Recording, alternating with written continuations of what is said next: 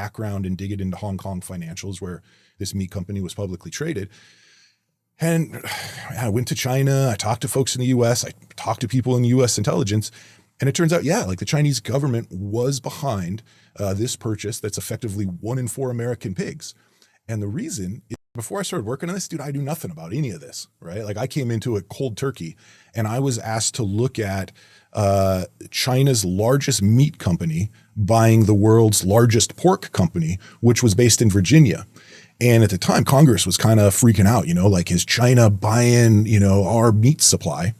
And so I was asked to look into it because I had this background and dig it into Hong Kong financials where this meat company was publicly traded. And I went to China, I talked to folks in the US, I talked to people in US intelligence, and it turns out, yeah, like the Chinese government was behind this purchase that's effectively 1 in 4 American pigs.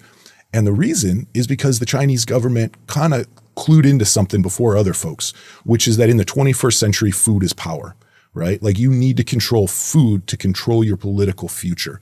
And so the Chinese government began putting into these 5-year plans that they put out an effort to go overseas and begin buying up food and water resources so that they could control it. So it's a strategy that was happening. Definitely. Right. Yep. And so they want to get the pigs because that's a source of food. Yeah. It's a source of food, and that's a source of, for China, political stability. Right. If you have food, then the people will eventually follow you. It's like, yeah, you'll do anything to eat. Yes, that's exactly it. And like I've now traveled the world. That was like the first the first food story that I looked at, and I thought like, okay, it's a story about food. It's a story about farming, so I was surprised when then I'm talking to US intelligence people, right? And then I'm talking to like people in the Defense Department, right? Like all of a sudden food is this like big national security. And so as I began traveling the world, I began going to other countries where those governments were using the food supply to control the population.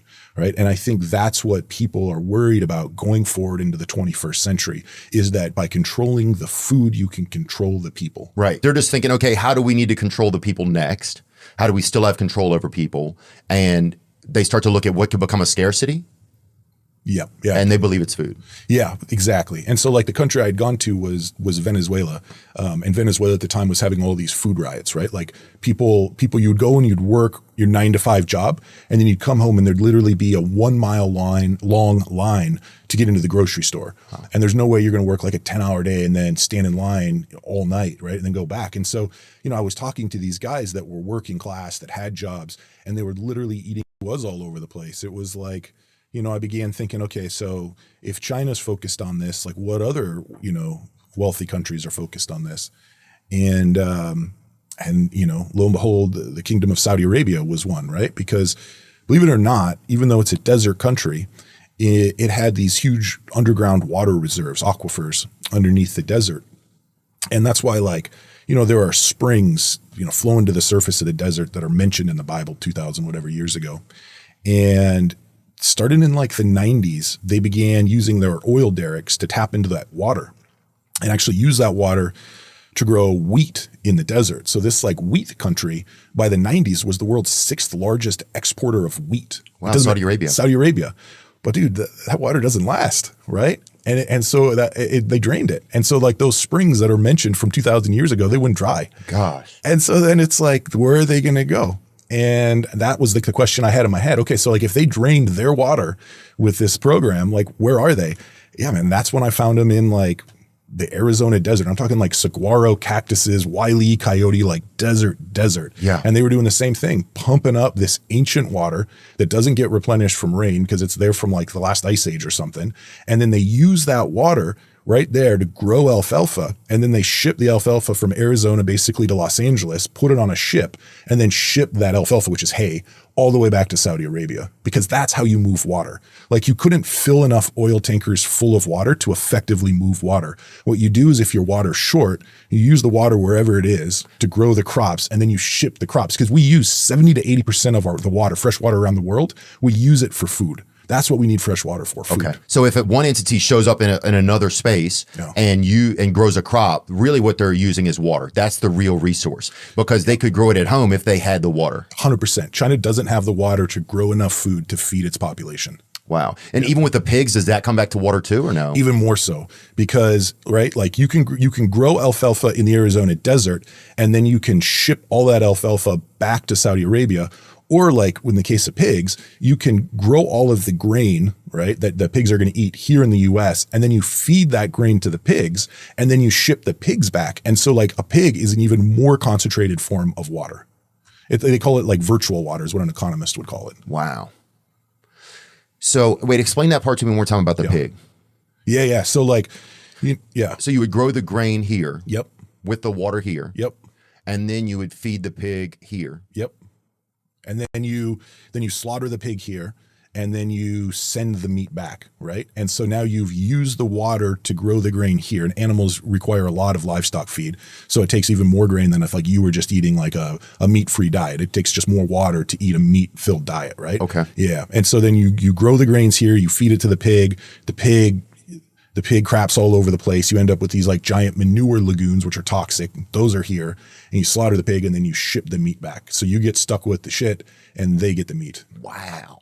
And so how does, like, for the example in Arizona, how does that affect like Americans? Like, how does that affect the issue in Arizona from Saudi Arabia? Are there other things like that happening around America, or is that just kind of a one-off? No, it's happening around America, right? Like it's going through this pretty big transitionary period where like, I think like, and maybe, you and I are roughly the same age. I think like a lot of people still kind of have this view of like farmers as like, Willie Nelson's Farm Aid, right? Like small, medium-sized farmers, like, both of them, my family were all farmers in Minnesota and Iowa. My dad grew up barefoot on a farm, right? Like we kind of envision it as like these smaller farms. But increasingly what they are these really large farms, increasingly owned by like Wall Street pension funds or foreign governments or foreign corporations, right? Like that's been the trend line, is that these smaller farmers, these medium-sized farmers are getting bought out by bigger and bigger conglomerates.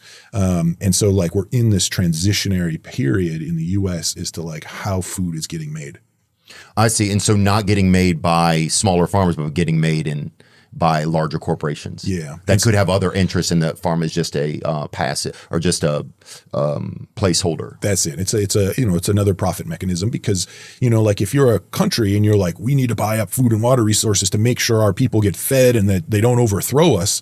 Right. And if you're Wall Street and you're looking at that, you're like, oh, if there is a crunch on food in the future, food prices are going to go up. And if food prices go up, that's a profit margin, right? And so like I've read these reports put out by some of the biggest, investment banks, and they're just saying, water's the new oil, food's the new gold of the 21st century. Like this is where things are going to happen.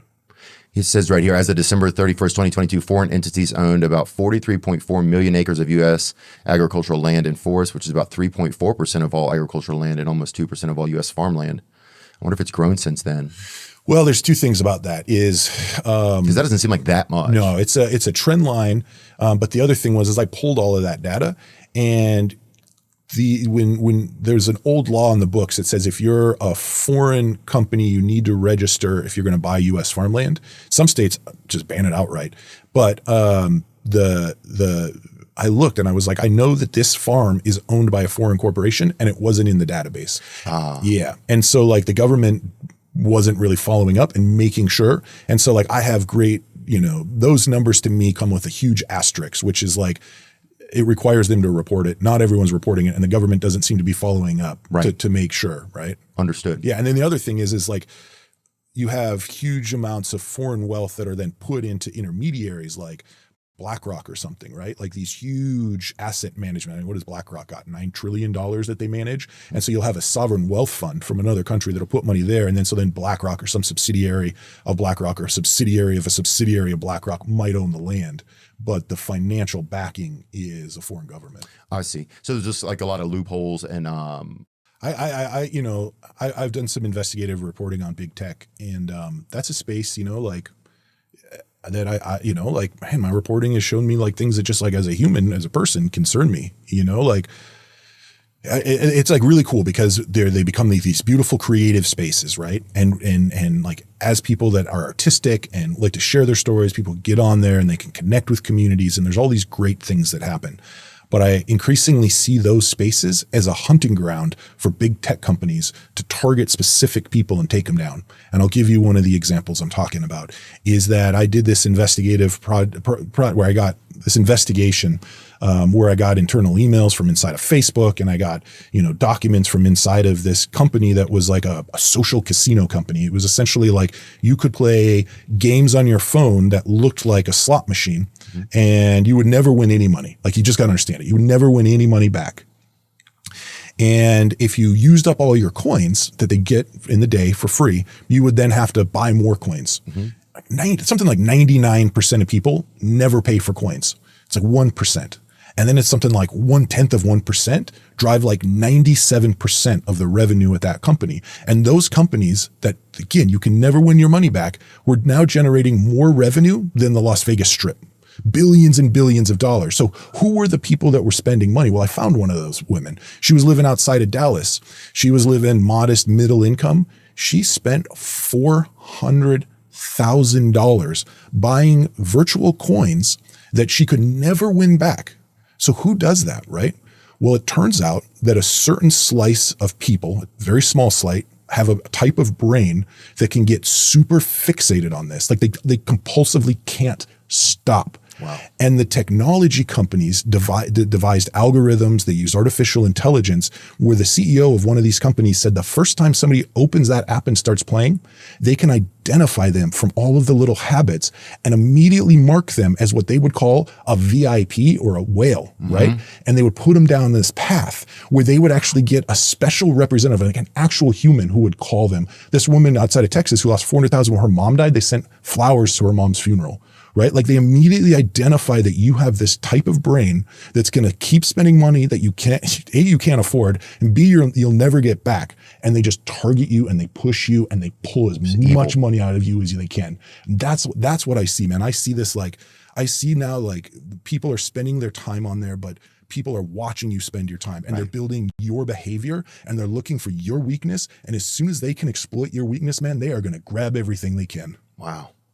It's really it's the devil. It's what you would think of as the devil, using yourself against you even. I mean, look. What if your own shadow could fucking pick your pocket? What would your life be like? You know what I'm saying? Like, hey, maybe that's a crazy thing. It's almost as bad as your football thing, but but no, bro, it's the dark arts. It's like the algorithm learning you and learning